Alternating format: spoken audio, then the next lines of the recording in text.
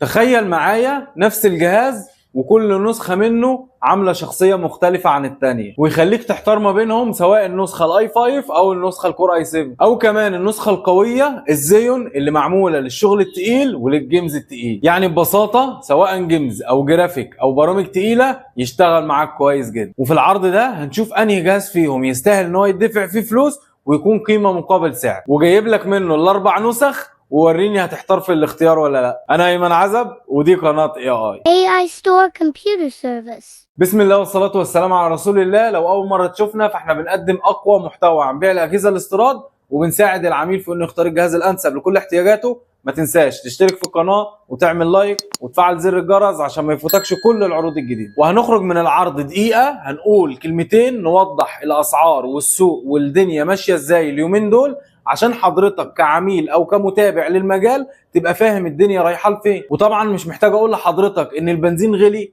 او الذهب زاد او كل الكلام ده. القصه في المجال بتاع الاجهزه الالكترونيه او الاجهزه الاستيراد او المجال بتاع الالكترونيات عموما معكوك بطريقه فظيعه جدا جدا، وهنوضح السبب. وكل الموضوع ده بسبب حاجه اسمها المعادن النادره. المعادن النادره دي الصين بتصنع للعالم، مش لمصر او للشرق الاوسط بس، بتصنع للعالم او بتحلل وتعالج من استخدام العالم 90% من استخدام العالم.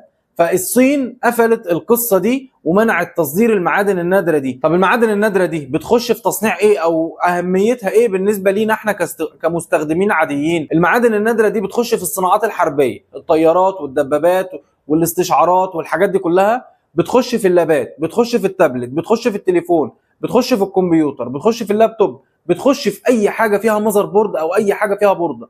فبالتالي الصين قفلت التصنيع في القصه دي لكل دول العالم مش لمصر بس. واحنا برضو متضررين من القصه دي بسبب ان احنا شغالين في مجال الكمبيوتر وهو مجال تكنولوجي. طيب احنا دلوقتي الرامات زادت بحوالي 100%، البروسيسورات زادت بنسبه 25%، الهاردات زادت بنسبه 30%، كل الاجهزه الالكترونيه، الشاشات، الحاجات دي كلها زادت غصب عننا. يعني من اول المستورد التقيل جدا في مصر لاقل بياع في مصر لغايه المستخدم العادي، لغايه ما حضرتك بتشتري الجهاز وتحطه في البيت. فالموضوع يا جماعه باختصار من المستورد الكبير للمستخدم العادي جدا اللي بياخد جهاز يحطه في بيته، كلنا متضررين. الاجهزه والشاشات غليت وزادت. طب الزياده كبيره؟ لا، الزياده مش كبيره، ولكن هنا في تحذير. يعني يمكن الجهاز زاد له مثلا 200 جنيه 300 جنيه، برضه مش حاجه قويه. حلو كده، بس التحذير اللي موجود هنا ان الاجهزه بقت قليله في السوق في مصر. فاللي عايز يشتري النهارده احنا كل يوم بسعر. حضرتك هتتواصل معايا وانا مثلا بعمل فيديو، بتتواصل معايا الجهاز بقد كده، حضرتك الجهاز ممكن تتصل عليا بعدها بيومين بعدها بثلاثه تلاقي الجهاز زاد 100 او 200 او 300 جنيه. دي بتبقى غصب عني انا مش بارادتي. فدي حاجه احنا ما شفناهاش، او انا عن نفسي ما شفتهاش من 18 سنه في المجال. بقالي 18 سنه في المجال، عمري ما شفت الايام دي قبل كده. وعشان ما نطولش عليكم نروح بقى للعروض الاربعه اللي معانا ونسمي الله. والعرض الاول اللي معانا على جهاز اسمه اتش بي زد 240 تاور ورك ستيشن، وده الناس طلبته كتير جدا جدا جدا كبروسيسور لانه اقتصادي وسعره خفيف وحنين. هو كور اي 5 من الجيل السادس رقمه 6500، بيكون 4 كور و4 ثريد و6 ميجا كاش، بيكون 3.2 جيجا هرتز وماكس تربو 3 و6، بيكون عليه رام 8 جيجا دي دي ار 4 وهارد اتش دي دي 500 جيجا وباور سبلاي فعلي 400 واط، وفي مدخل هاردات انفيمي، ومتاح ان احنا نعدل الامكانيات بتاعته حسب رغبه حضرتك، مفيش اي مشكله. الجهاز ده فقط وحصري لعملاء شركه اي ب 5000 جنيه حتى نفاذ الكميه. ونعيد ونقول تاني الاسعار دي اسعار مؤقته. حضرتك انا معرفش السوق بكره وبعده في ايه، ممكن تكلمني النهارده على جهاز بعد بكره يبقى غلي 100 ولا 200 ولا 300 جنيه، ودي برضو غصب عننا. والعرض الثاني اللي معانا على نفس الجهاز هو جهاز اسمه اتش بي زد 240 تاور ورك ستيشن، عليه بروسيسور كور اي 5 من الجيل السابع رقمه 7500، ده بيكون 4 كور و4 ثريد و6 ميجا كاش، بيكون الجيجا هرتز بتاعه 3 و4 والماكس تربو 3 و8، عليه رام 8 جيجا دي دي ار 4 وهارد اتش دي دي 500 جيجا وباور سبلاي فعلي 400 واط، وفي مدخل هاردات انفيمي. والجهاز ده فقط وحصري لعملاء شركه اي ب 5500 جنيه. وزي ما اتعودنا مع بعض على القناه نروح نشوف حاله الاجهزه داخليا وخارجيا ونوصف المخارج بتاعتها. طبعا دي حاله الاجهزه الزد 240.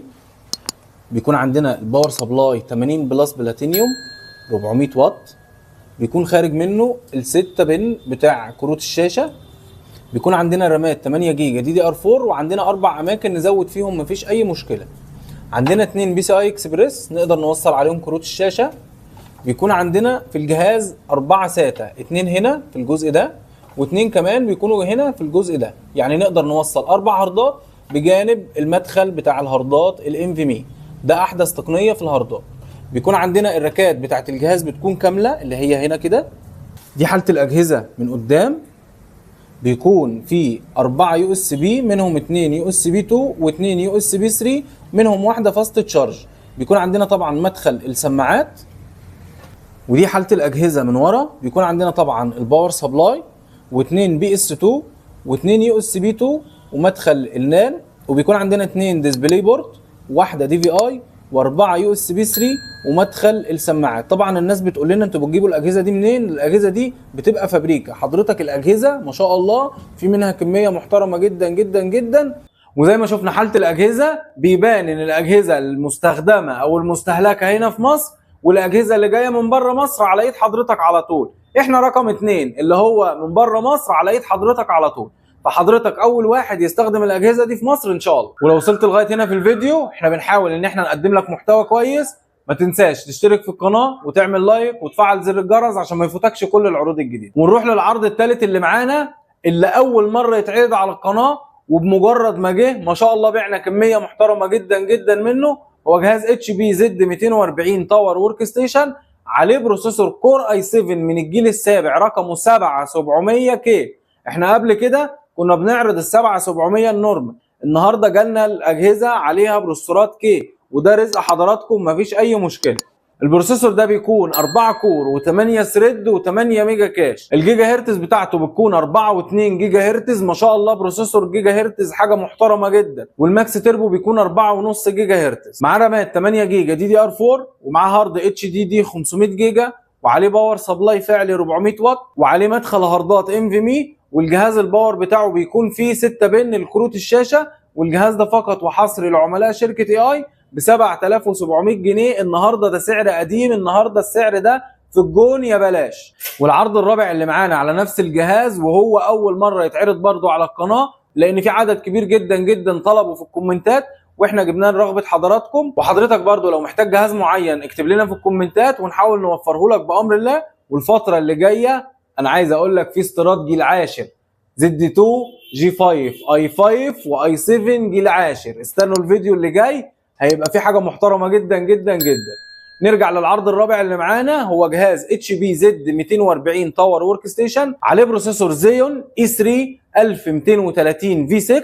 البروسيسور ده بيكون 4 كور و8 ثريد و8 ميجا كاش، يعني ينفع للبرامج الهندسيه. والجيجا هرتز بتاعته هتنفع للجيمز كويس جدا برضه. فانت لو عايز الجهاز ده تشغل عليه احدث واعلى البرامج الهندسيه او احدث واعلى الجيمز يشتغل معاك مفيش اي مشكله. الجيجا هرتز بتاعته بتكون 3.5 وماكس تيربو 3 و9، حاجه محترمه جدا جدا جدا. بيكون عليه رام 8 جيجا دي دي ار 4 وهارد اتش دي دي 500 جيجا وباور سبلاي فعلي 400 واط. في مدخل الستة بن. والجهاز كمان بيكون فيه مدخل الهاردات الانفيمي. وبيكون عليه كارت ار اكس 570 4 جيجا دي دي ار 5. والجهاز ده فقط وحصري لعملاء شركه اي اي ب 9000 جنيه بس حتى نفاذ الكميه، وموجود منه كميه محترمه ان شاء الله. وبالنسبه للكروت المتوفره دلوقتي موجود من اول جي تي اكس 960 2 جيجا دي دي ار 5، موجود جي تي اكس 750 تي اي 2 جيجا دي دي ار 5، موجود ار اكس 570 4 جيجا دي دي ار 5، موجود جي تي اكس 1060 3 جيجا دي دي ار 5، موجود جي تي اكس 1650 4 جيجا دي دي ار 5، موجود جي تي اكس 1660 سوبر، موجود ار تي اكس 2060 6 جيجا دي دي ار 6، موجود جي تي اكس 1080 تي اي 12 جيجا دي دي ار 5، موجود ار تي اكس 3060 12 جيجا دي دي ار 6. وان شاء الله بامر الله هنعمل لكم فيديو عن الكروت، واللي محتاج اسعار الكروت يبعت لنا على الواتس او يكتب لنا في الكومنتات وهنرد على حضراتكم بامر الله. ولكل اخواتنا وحبايبنا اللي بنتشرف ان احنا بنشحن لهم في كل المحافظات، حضرتك هتحول لنا على الارقام اللي موجوده على الشاشه دلوقتي 500 جنيه جديه شراء بتتخصم من ثمن الجهاز. يعني مثلا لو الجهاز ب 5500 جنيه هتبعت لنا 500 جنيه وهتدفع عند الاستلام 5000 جنيه والشحن، وهتدينا على الواتس الاسم والعنوان ورقمين تليفون وصوره من التحويل اللي حضرتك حولته، وبتستنى ان احنا نبعت لك الفيديو بتاع الجهاز في يومها بنفس المواصفات اللي اتفقنا عليها، بتدينا التمام، بنقفل لك الجهاز وبنغلفه كويس وبنبعته مع شركه الشحن. وكل اخواتنا وحبايبنا اللي عايزين ينورونا في الفرع، احنا عنواننا في القاهره الزيتون، شارع ترعه الجبل، امام مسجد الظواهري بجوار فتح الله جمله ماركت. احنا ضمننا 3 شهور استبدال من تاريخ الشراء، وحتى لو ضمانك خلص وواجهتك مشكله ولو بعد سنه احنا بنساعدك في حلها. وبالنسبه للعروض اللي جايه، قلنا زد 2 جي 5 اي 5 واي 7 جيل عاشر في 7820 عليه بروسيسورات محترمه جدا جدا جدا للجرافيك وللايديت وللسيلفرات، وموجود الزد 440 بثلاث موديلات. اتواصلوا معانا ونقول لحضراتكم على العروض المتوفره ان شاء الله، وانتظروا مزيد من العروض اللي تليق بحضراتكم. والسلام عليكم ورحمه الله وبركاته.